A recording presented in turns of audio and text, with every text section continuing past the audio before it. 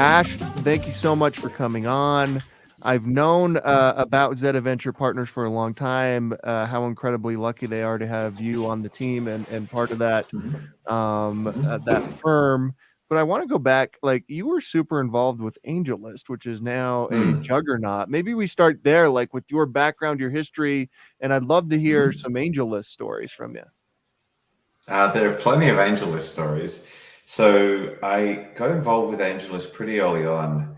When I got there in the middle of 2012, there were about five or so engineers, a couple of designers, the founders, Navin Naval, and sort of myself and another guy, Kevin. We were working more on figuring out how to turn AngelList from a social network into a place where you could actually do business, like complete a transaction, not just meet someone that might have a deal going, that might be starting a company that you might want to fund, or vice versa, meet an investor.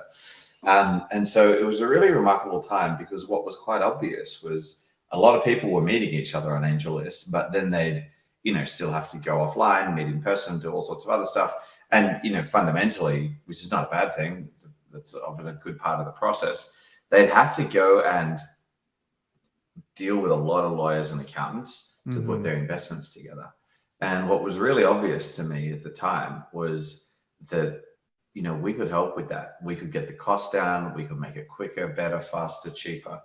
And so we worked on that for many years. And really, I guess in like less than a year, we got the cost of doing a deal that involved a lot of angels down from call it 40 or 50 grand to less than 10 grand. And that was over the course of 10 years, like the 10 years it would typically take to Right. manage the investment until maturity, like manage a startup investment until exit. So that involved lots of little things, lots of automation, lots of doing deals, making sure we could get the volume to make it worth the time of the firm that was helping us do all of this back then, which was actually a firm from Utah. And yeah, it was a lot of fun. And it was really good because you could see you were having a lot of impact. Startups were coming to us at the time and they either could raise elsewhere, but just didn't know how to organize the investment from a whole bunch of different angels, or they sort of couldn't raise elsewhere because, they didn't have the right connections. That were coming from a different market, didn't have a good network, and AngelList helped them meet people. And these were pretty big startups. Uber and other people met investors on AngelList. Really, really great infrastructure companies like Circle CI met people on AngelList. There's a long, long list of companies that met people on AngelList.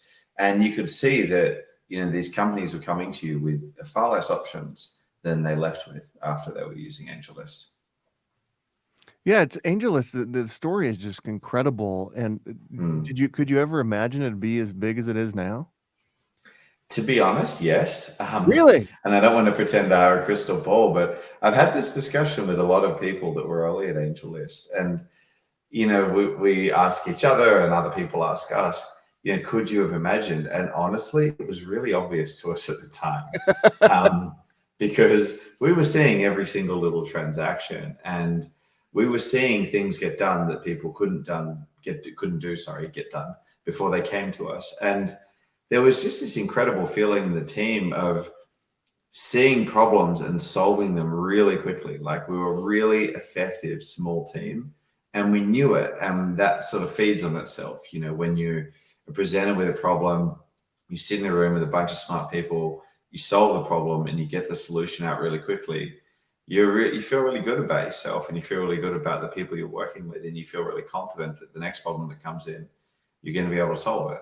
And so we just had such a high rate of being able to like successfully solve problems, such a high success rate and rate of doing it that there was a very palpable feeling of success there early on. And look, like that didn't show in the numbers for a long time, and that's just sort of the nature of startups. But it was sort of obvious at the time, and like I'm not the only one who thought that we all, I think all the early employees really shared that feeling. What did you learn from Naval, who's become kind of like this startup philosopher? And Mm, I mean, he's taken on like this incredible journey since all of mm. this too. What have you learned from him? countless things. Like, Naval and I used to have breakfast, lunch, and dinner together, go to coffee together.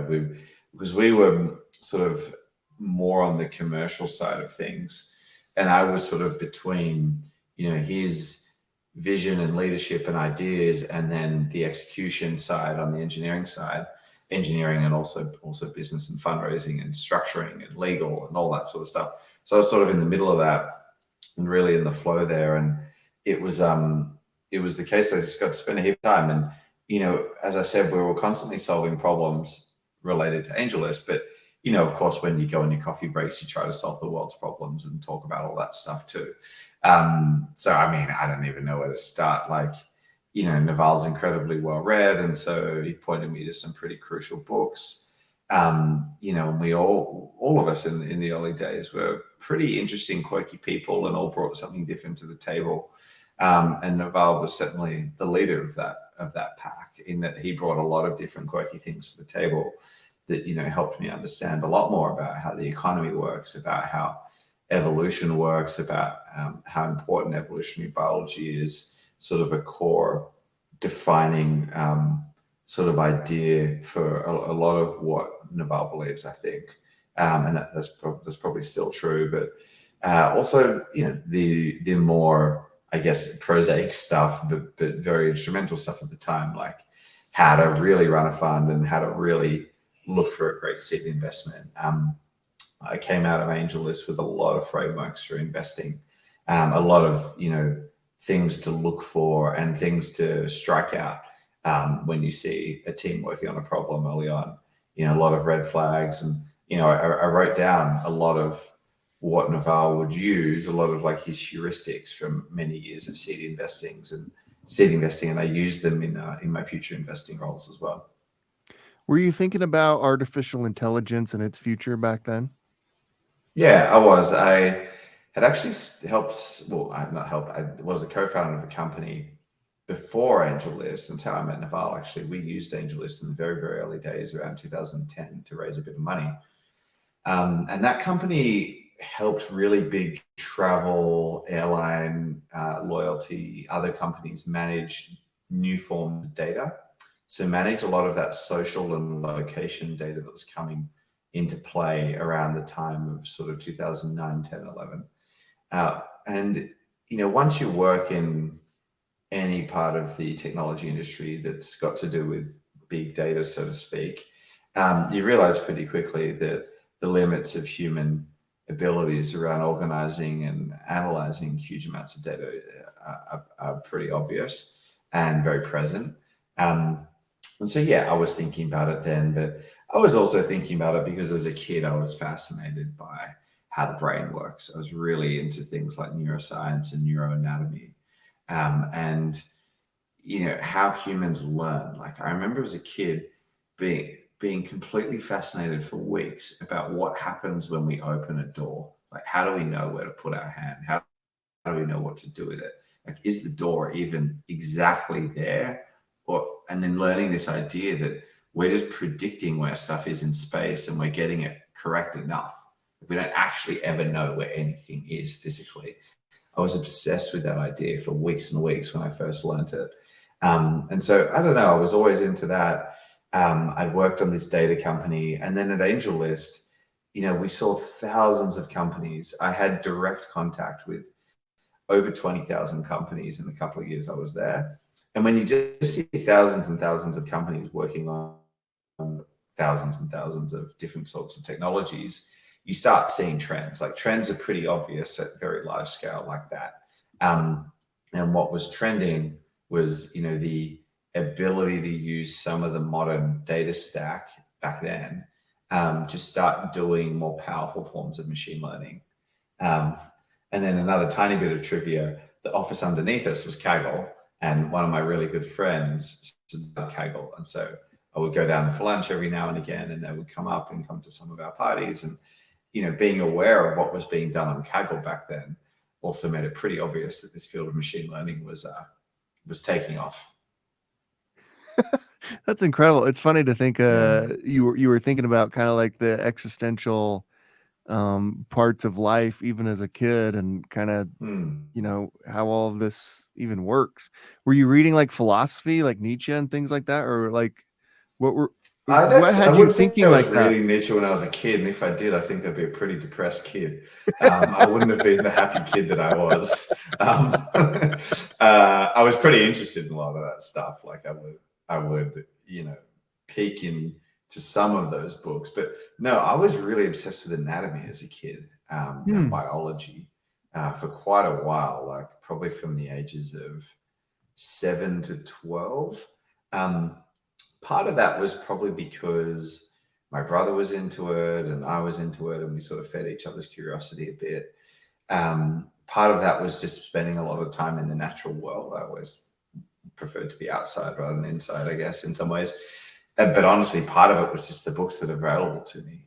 As in, I had access to a lot of encyclopedia, and books like that. But you know, I didn't grow up in the world where like I had the internet in my pocket all the time. Mm-hmm. So I had to like seek out knowledge. And when I sought out knowledge, it was in more structured forms. And, I was just always bored as a kid. So if I had a set of encyclopedia, I'd just read all of them. Like at my grandmother's house, that was there. And, I'd be at her house. My mum worked and I was there for a couple of days or whatever had to be done. And they were the only books I had to read. So I just read all of them. And so you just go through things in a very structured way. And I think that probably forms the way you think, but also what you get interested in. And yeah, it was a combination of a lot of things of why I was really interested in biology. The weird thing is I never studied medicine, as in I did all the exams, the equivalent of the MCATs and all that sort of stuff. I passed them, I got all the interviews, I got in, and then I changed my mind a couple of minutes before midnight because Hmm. the thing about medicine is you are told what to do for a very long time. And as any entrepreneur knows, it's sometimes pretty hard to be told what to do. And I was a lot more of an entrepreneur than I was a scientist. What did you do after AngelList? I met Mark. So I met Mark Gorenberg, who had been a guy who's been investing for a long time in Utah and other Mm-hmm. places, and someone you know. And I met him while I was at AngelList, and he had started a fund and he was really focused on data and analytics and was calling it the Analytics Fund and called it Zeta and had raised part of the fund. And we just had a big mind meld over, this idea that that was going to be the most important technology of the next decade. You could call it high-powered analytics, you could call it machine learning, you could call it AI. There's lots of different parts, and all these things are subsets and supersets of each other in some ways. But I met him through a friend of ours, and we just got talking, and I was ready, I guess, to concentrate my investing at the time. I was spread very thin at AngelList as an investor. I was very concentrated as like I guess, a product manager and a member of the team and a manager, but spread very thin as an investor. Hmm. And I wanted to sort of concentrate my investing skills and put a lot of what I'd learned into practice and take on a lot more responsibility. So I did, and I joined Mark, and we worked on it together for many years until the end of 2021, when I left Zeta and started doing more of my own stuff. Yeah, what had you? I'm sorry, at the beginning of this conversation, I was acting as though you were still there, but what had you leave Zeta?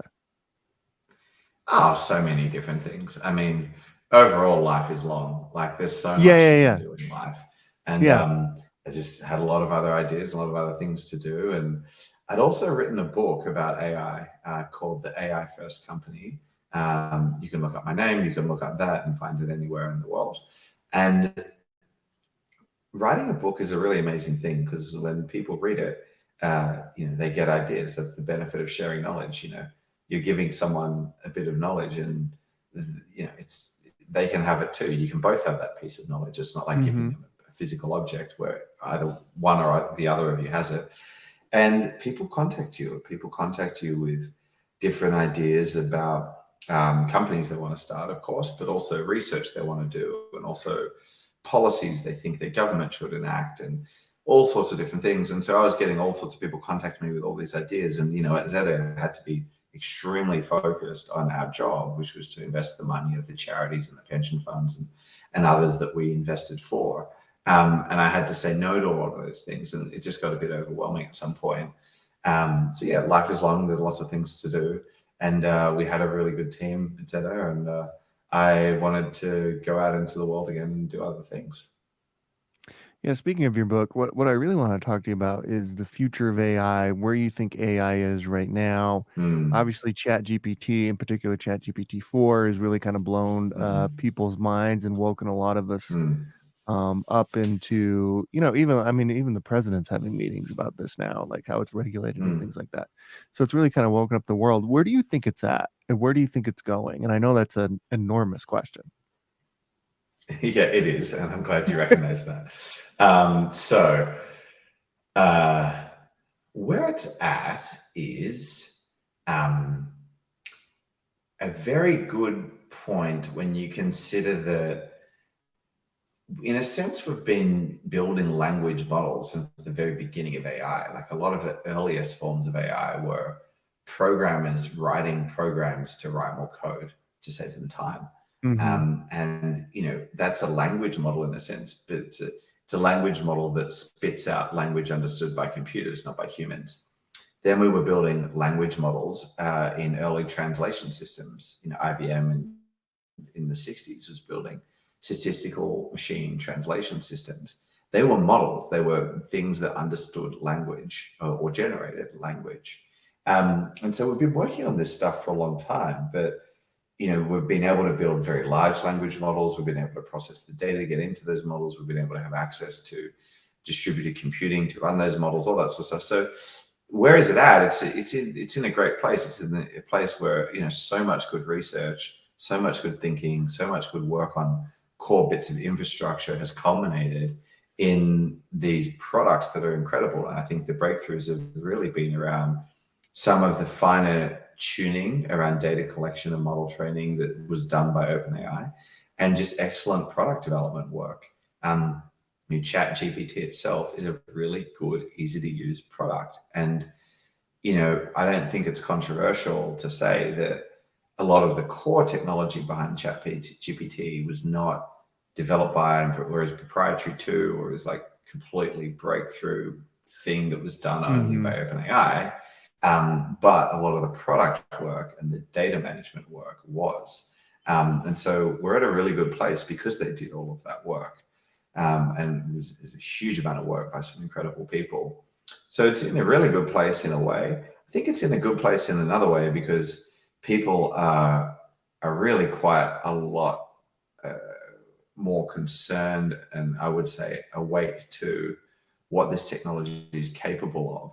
And I say this in a very positive way because, really for years I've been battling to try and convince people that they can use this stuff to do things that save time and money and effort and energy and all sorts of different resources. I've been trying to convince people of this for a long time.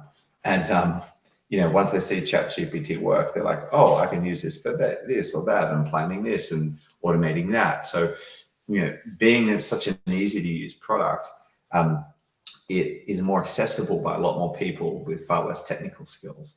And I think that's a good thing because then people that are from one domain but have no experience with AI products can see how AI products can help them in their domain. And so I think we're in a good place for that reason because more people are more aware of it. I think we're maybe in a slightly negative place because people are freaked out by it.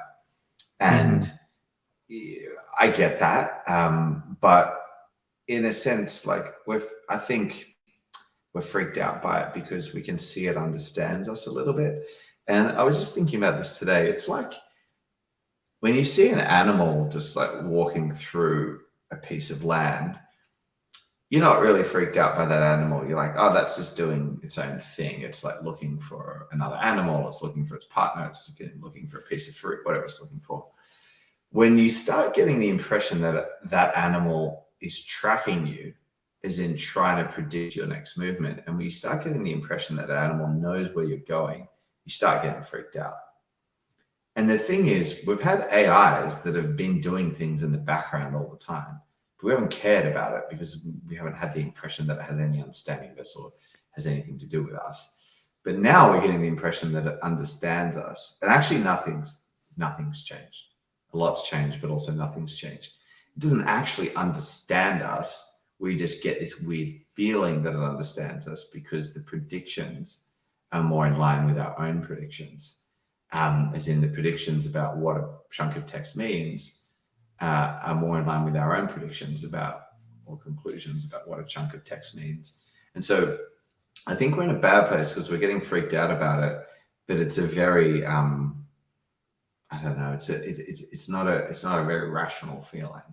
I don't think so. We're in a good place in many ways, but not in so many other ways. So that's my commentary on sort of AI as a product and a technology. There's a lot more about where we're at as an industry in terms of economically and from a regulatory sense and whatever else. But I guess there are other discussions. I mean, what is the fear? Because I mean, you have like Elon and other folks who are like, hey, this is more dangerous than nuclear weapons if not treated the right way.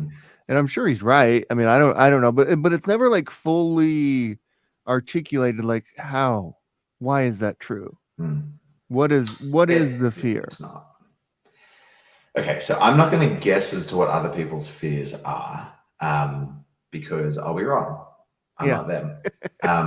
I can tell you what my fears are. My fears are AI is used as a tool to get intellectual and sort of emotional leverage on propaganda, and then in weapon systems. I'm fearful of a lot of different things, but around AI, but they're the two main ones. And what I mean by that with respect to the first is quite linked to a lot of these language models, as in it's quite obvious that AI can be used to generate text that makes a lot of sense to us, can be used to generate an agent that can talk to a human in a way where it thinks it's another human, so it feels some connection to it, is sort of emotionally manipulated by it. It can be used to target people. It can be used to understand people in a way where you can get a message that's going to get their attention really quickly. And where I'm going with all of this is propaganda has been used by governments for all sorts of ways for many years to achieve their goals. And governments have goals around propaganda, and sometimes they're good. They get people to do things that we need to have collective action around. Otherwise, there'll be like big negative events that eventuate. But it's also used to do things that are less positive. And using AI to generate and target and distribute propaganda is something that is evidently very accessible to governments and is potentially extremely powerful. I mean, I hesitate to even use the word potentially because I know it's being used in a very powerful way today. So I'm very, very scared of that. And then with weapon systems, again, it's another discussion, but it's just the physical manifestation of targeting. And so once we can do super simple example, very accurate, very large scale face recognition, you can target weapons on a one-to-one basis very, very easily. Oh, interesting. I hadn't even thought about that. That's super interesting. On the propaganda front, how worried are you? I mean, the United States has a big presidential election coming up, but all countries have elections. How is this going to affect it? How is this? I mean, what do you see happening? It's probably going to run the whole thing. I mean, Don't I'm you being think? hyperbolic. Like, how's it going to affect it? I think the question is, how's it not going to affect it? There are so many news channels now. There are so many little sub-communities. There's so many ways to get to them. A lot of these channels are open. And look, I do not doubt for a second the power of the various agencies in the US to control a lot. They're incredibly competent, incredibly good, and whatever else. And I won't speak too much about that. But, at the end of the day, people get their information from lots of sources. And it's hard. It's really hard to control every source of information that someone gets. So there are going to be a lot of people getting a lot of information about a lot of things. What do you think the future of media is now that AI is in the mix? I mean, we're seeing like BuzzFeed. Everybody's just going, layoffs and losing, market cap, all these types of things. what happens here? I mean, this has been a discussion for a long time, even pre like AI being at the forefront of all of our minds, with the internet and Yeah, Facebook and social media kind of taking a lot of their revenue away. But what do they do now? I don't even know. yeah. This is such an interesting question. I'll start the answer by saying, what do I know? I'm not in the media industry, and I'm frankly like very detached from the media industry. I don't consume much media Yeah. at all, especially modern stuff. I consume old stuff offline, and a lot of that. So I will start by saying I'm pretty out of touch in some ways. In other ways, I'm pretty in touch because I work with a lot of the tools that are used in media. So a bunch of random points. I mean, I think overall, what I'm very curious to see, and I'd love to take a positive view on this, but I can see myself taking a very negative view on this, is with a lot of computer, so, by that I mean AI generated content, do humans eventually just get really sick of really boring AI generated stuff?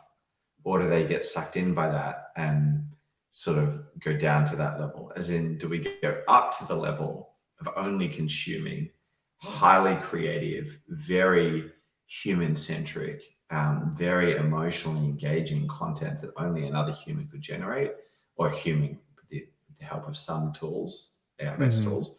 Or do we go down to the level of only consuming content that is mass produced, mass generated by AI? And I'm not saying it's good or bad. I'm just saying it's not necessarily creative in the way that humans can be creative, because AI is not that creative in many ways. And I mean this in terms of visual, sonic, or auditory, I should say, and verbal content. I'm not really sure where we're going to end up there. I can be skeptical, or I can be generous in my predictions, but it doesn't really matter. The point is that we could go either way.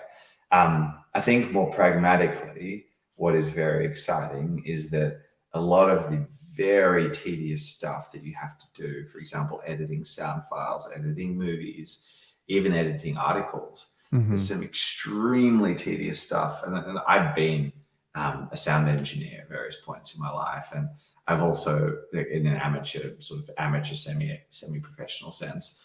And then I've also, edited movies, and I've also edited photographs, and like spin into these things in life. And there's some really boring stuff you have to do. Yeah. And I'm really excited for AI to do a lot of that. It's a company that I invested in a very long time ago. There's an Angel Canva. Like right now, you can just take a photo. They've got this magic feature where you take a photo of yourself. Like I take a photo of myself like this, and just say, I want it to be me wearing a suit, because I'm using it for LinkedIn or whatever. Yeah. And you just click a button and it's done. And you can do that in Photoshop if you've got a spare day. Yeah. It But takes who forever in wants to do that? It's Photoshop. boring. Yeah. Yeah. It takes way too Some people long to do find that. it therapeutic, but I find that quite boring. So yeah, I'm really excited in a very pragmatic, practical way for how we can get rid of all of that, so we can just do more fun, exciting stuff. What do you look for when you look to invest in an AI first company? And how do you know if Mm, that's real? Or mm. now, like literally every tech company is an AI first company, Yeah. or that's how they're pitching it. Like, how do you know when it's real and Mm. when it's not, and what do you look for? Yeah, I guess broadly, I mean, this is my whole job. So Yeah. I've spent 15 to 20 years answering that question and building systems and checklists and processes and whatever else to come to that conclusion. Very broadly, it's, is it special, and will it capture value? Is it special? That's a lot of technical analysis, which is, have they actually invented something? Is it actually different? Um, is it something that's very defensible? Can you patent it, or is it just impossible to copy? Do they have a data set that no one else has that's being used to train it? Do they have a piece of infrastructure that no one or very few people can access to, super fast, whatever it is? There's a whole bunch I write about in my book about how to determine whether something is special in some ways, particularly on the data side. On the sort of core models and infrastructure side, I don't talk about that in the book because it's too technical Hmm. for the audience. But for that particular audience, I should say. So, there's the is it special, and then does it capture value? This is something I do talk about a lot in the book because, it involves using frameworks of competitive advantage. And, the whole reason I wrote the book is, to go back a sec, there are lots of ways to figure out if someone's got a competitive advantage. Michael Porter wrote a bunch of books about this. A whole bunch of people go to business school and study all this stuff. And I just didn't think any of those frameworks are very relevant in the world of AI. So I wrote a book that tried to develop a new framework for figuring out if someone has a competitive advantage in the world we are in today with the world of AI. So that's the second big set of area. The second area with the big set of questions that I ask about is, can it capture value in a way that nothing else can capture value? Or no one else with the same technology, I guess, could capture value. And going back to your previous question, I really haven't seen many, if any, people articulate where a lot of the value is going to be captured in the fields that are getting a lot of traction right now. So fields like generative AI, large language models, and whatnot. We know who's building some really good products like OpenAI and others. We know who's providing a lot of the infrastructure, NVIDIA and Google and others. And we know who is integrating a lot of the technology into their products, Microsoft and whatnot. But we also know there are thousands of other startups purporting to have a way to use a lot of this technology to capture value and build a company around it, and sustainable company. And I'm not sure that a lot of people are being very clear about why they think that is the case. And, hopefully some people will read the book and figure out how to do that. Hopefully I can help a lot of people to figure out how to do that. And hopefully other people will come up with new ways to figure out how to do that, to capture that value from what is, fundamentally a pretty open, not totally open, but a pretty openly available technology at this point. Yeah, it is interesting, like the future of large language models and how much further that can be taken versus but something like Mid-Journey is interesting. I'm sure like the creating the images and things like that. Don't they only have like 6 or 8 employees, and it's like it's game changing what they've done, and the whole company's It's kind of run through amazing. Discord. It's wild. Do you kind of see more companies amazing. like being like that? Yeah, for sure. I mean, I've seen companies be like this for a decade. And, all of these little bits of running a company, creating software, building infrastructure like that have been coming into the world for a long time now. So you've had different ways to do distributed work that have been better and better over time. You've had different ways, just taking your example, obviously, different ways to run AI models on different computers that have been getting better and better for a while now. And as I said, sort of at the beginning, it's been a culmination of lots and lots of different things. And you see these amazing things happen. So I'm really excited to see more of it happen. You will see more of it happen. You'll see more of it be mainstream, and hopefully gradually these new ways of doing things, not just building companies and remote work and all that sort of stuff. I don't find that very interesting in terms of, that's not necessarily game changing. Sure. But building different models and integrating these AIs into products, that's going to be fascinating. And hopefully they'll replace old ways of doing things that, at this point are just wasting a lot of people's time and money. Well, beyond like the should you be working in person, should you be working at home, hybrid, all that type of stuff, I agree with you. I feel like that conversation's been had. But what is the future of work beyond that? Yeah, I mean, I hope that the future of work is more self-defined. I think work for the longest time has been very much defined by very, very small amount of people in society. In feudal times, it was defined by the people that owned the land. They decided what work everyone else did. They had to plant these seeds, sow and reap and blah, blah, blah, do this labor to get value from the land. And then, the work that was done by people in society was decided by those that had access to factors of production, like oil extraction or manufacturing certain things, or a loom or whatever it was. And again, there were very few people in society that had access to various things that, or were just super great entrepreneurs and inventors. And then,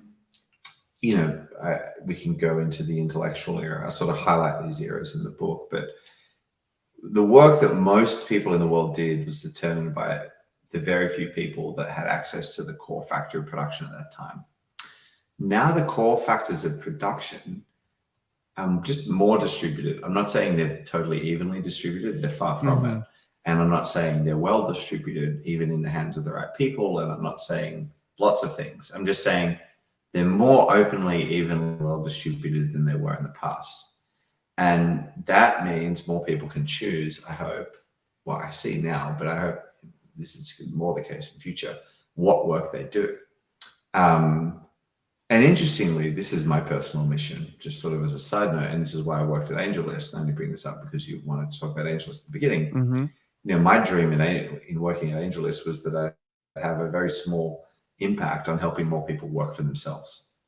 So if they had access to capital, if they had access to talent, and they had access to distribution of their idea and whatever else, these are all things you can do on AngelList or AngelList Well, Found, and Product Hunt, and all the constituent companies now.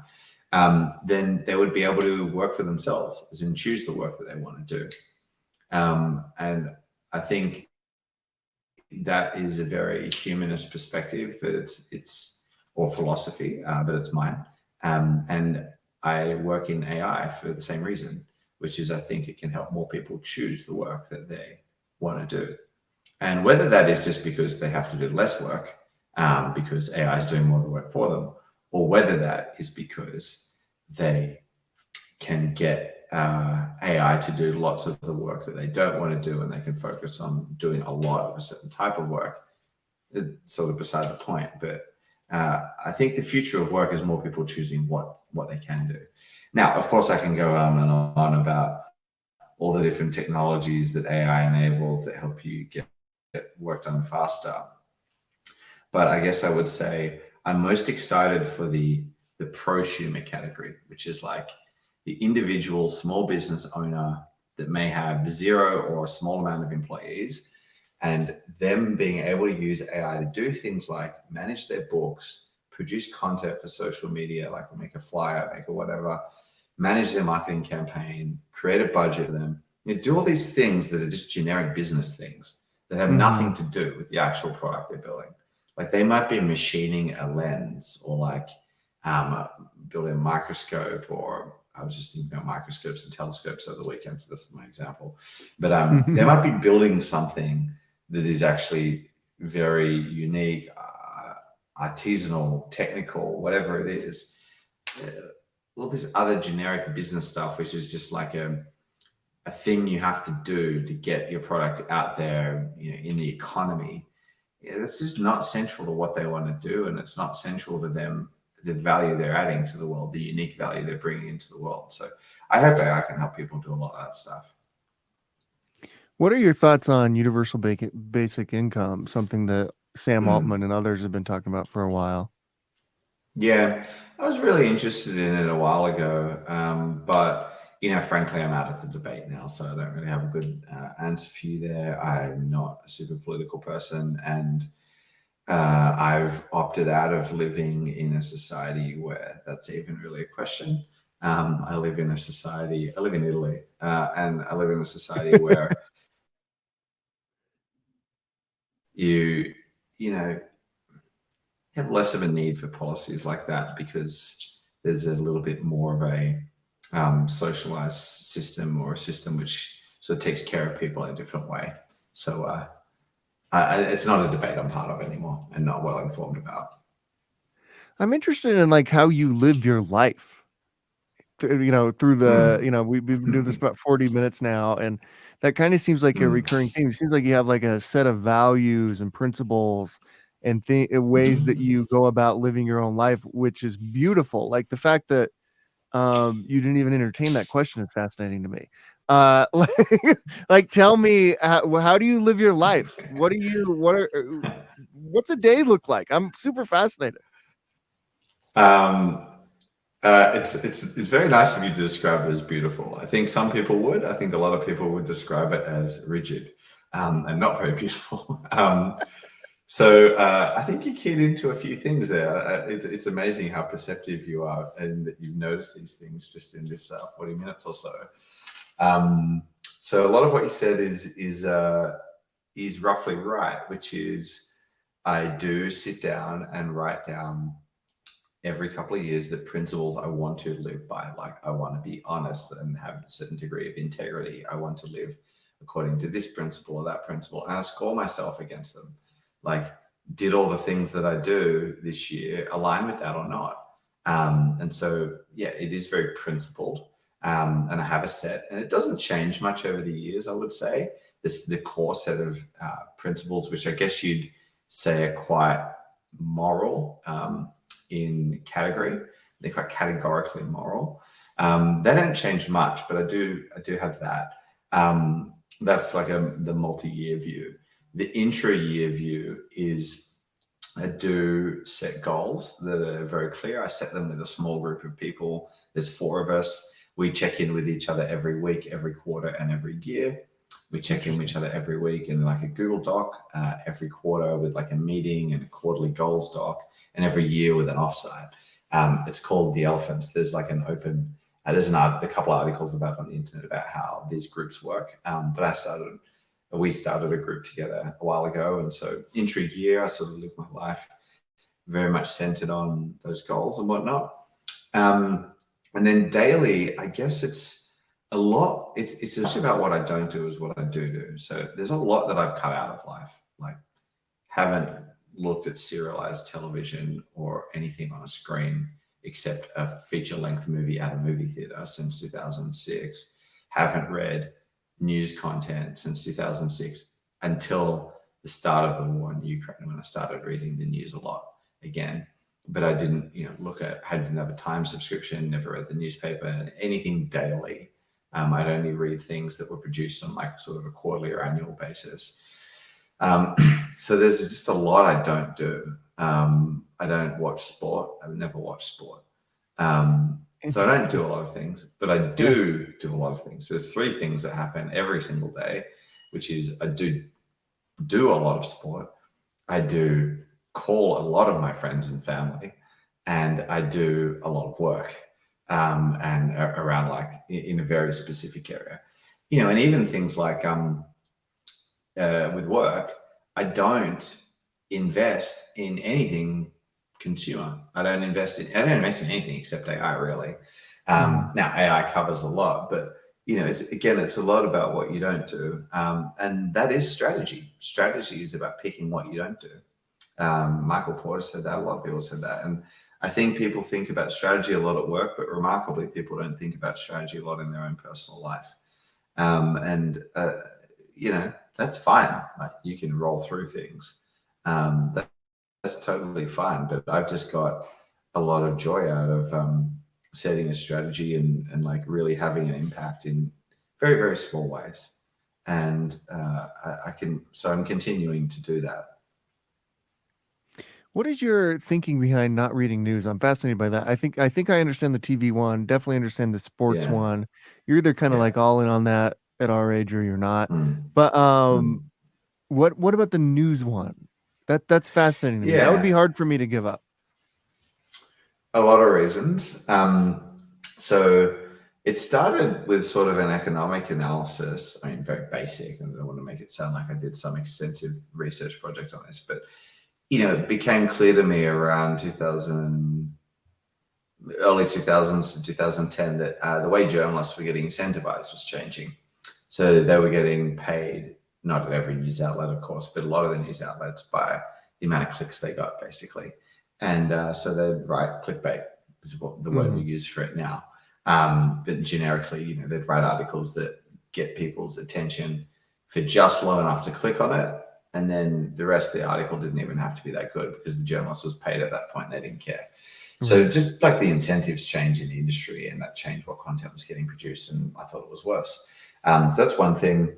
Secondly, I just started thinking about, okay, I can do a million things in life, but, where will I actually have any impact? And the reality is you can only really have impact very, very locally. That is on your friends, your family, the people you work with. And that's about it. Like, trying to impact something on the other side of the planet has nothing to do with any of your expertise, anything you know about. I mean, it's just not going to happen. Like, you're not going to really have any positive impact. If anything, you're going to be, at worst, you're going to just pontificate, and at best, you're going to be a pest.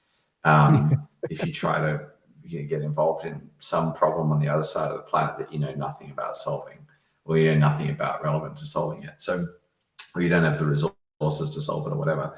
So I just focused ultra locally. And that means, not reading about things that don't affect you. The third thing is like, there's a bit of a mental health aspect to this. Yeah. There are varying degrees of responsibility around various news outlets and journalists and what they write about. Censorship has changed a lot over the years. Information flows used to be controlled in very different ways that were arguably better for the aggregate mental health of society and even the median mental health. There's a lot of horrible stuff out there that is sometimes important to know, but communicated in a way where it can be very distressing. And in other times, it's just not important for anyone to know. Like, no one needs to know about, because it propagates stuff that really shouldn't be propagated. So I won't go into detail. It's sort of obvious. So, Sure. There's a bit of a mental health aspect to this. And then finally, fourthly, it's selfish, but you've just got to be a bit brutal with your time sometimes. And look, it might be good to know a little bit more about what's going on, but if you're going to have an impact, like, the reality is you just have to focus on something for longer than anyone else focuses on it.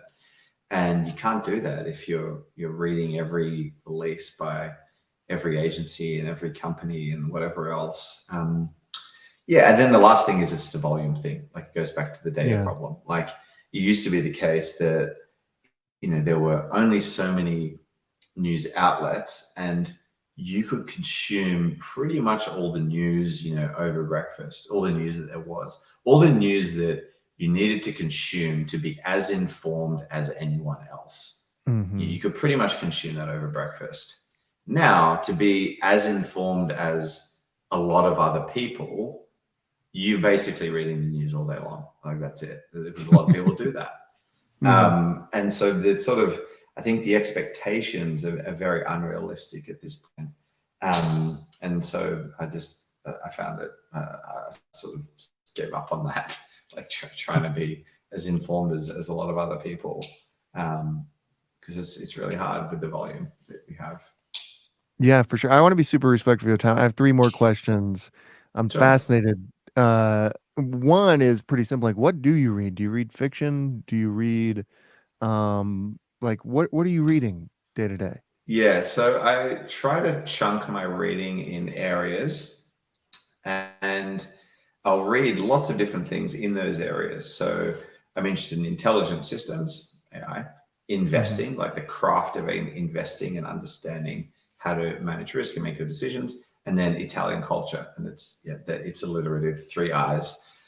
So I only read things in those areas. Now, they can be pretty broad. Like, for example, I consider a neurophilosophy book or a neuroscience book to fit under intelligent systems. And I'd also consider some computer science stuff to fit under that. Italian culture can encompass a lot of different stuff, language and history and all sorts of stuff. And investing can encompass, economics, economic history.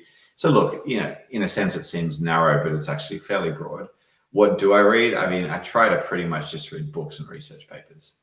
That's it, like full-length books and research papers. Huge downsides to that. There are a lot of books that are way longer than they need to be and that aren't very well written. And keeping up with research is very hard. You have to be a very discerning consumer. So look, it's not the best way to consume. They're not the best 2 media types to pick, but that is what I pick. Sure, I listen to the odd podcast, but really very, very few. Maybe 1 a week or something like that. But it's so areas, only really 2 media types, and then I try to chunk it. So I try to, within those areas, read 2 or 3 things, maybe a book and a research paper, and then like make friends with someone who's an expert in an area at the same time. So like I'll read all about a particular type of the brain or a particular neurological disorder, like all at once in like a 1-month period. Or I'll read all about a particular period of economic history or like a particular, market phenomenon, all at once. I'll pick two good books and like read one good essay about it and then call someone I know who's an expert in that area about it, all in the same month. So I try to sort of chunk little subtopics together. Within your answer to that question, you touched on my second question, which is why Italy?